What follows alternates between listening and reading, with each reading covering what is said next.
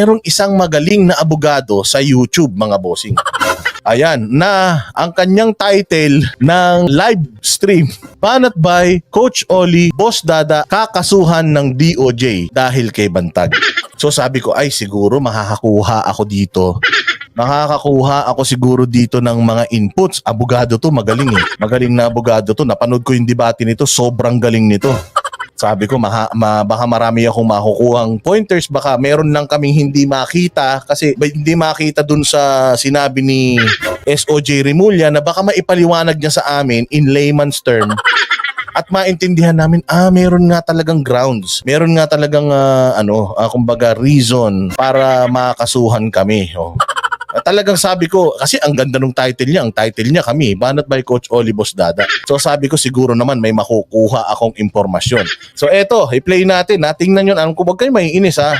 O ngayon ko lang naman gagawin to. Hindi ko naman ginagawa talaga to dahil wala naman akong pakialam talaga dyan. Kaya lang dahil syempre tayo ay nandun sa sitwasyon na kailangan natin ng lahat ng opinion ng eksperto.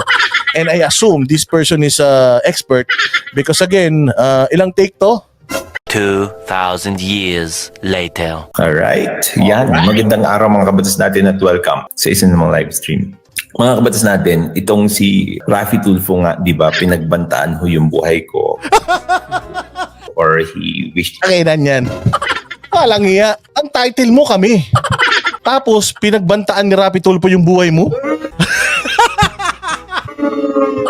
Ano to? Clickbait to, sir? Clickbait to? Ginamit mo yung pangalan namin para may manood sa'yo, ganon? Para marinig yung iyong opinion. Tapos ang bating panimula mo, putragi si Tulfo pa din. Anak ng tinapay naman, libayan. Minsan na nga lang ako manood sa'yo dahil in-expect ko may makukuha akong aral. Pucha, ilang segundo, 14 seconds doon sa iyong live. Si Raffy Tulfo kagad ang laman ng bibig mo.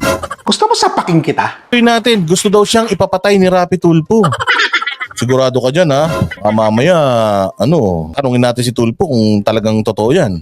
Hindi na niya matake yung mga ginagawa mga kabulastugan. Death. Sinabi niya na tataob daw ako sa sabog tapos magpapadala daw siya ng bulaklak. Ay, kawawa ka naman.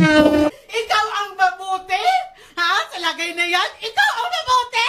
Walang hiya, kalibayan. Magpapaawa ka lang. Ginamit mo pa si banat by Coach Oli, Boss Dada, kakasuhan ng DOJ.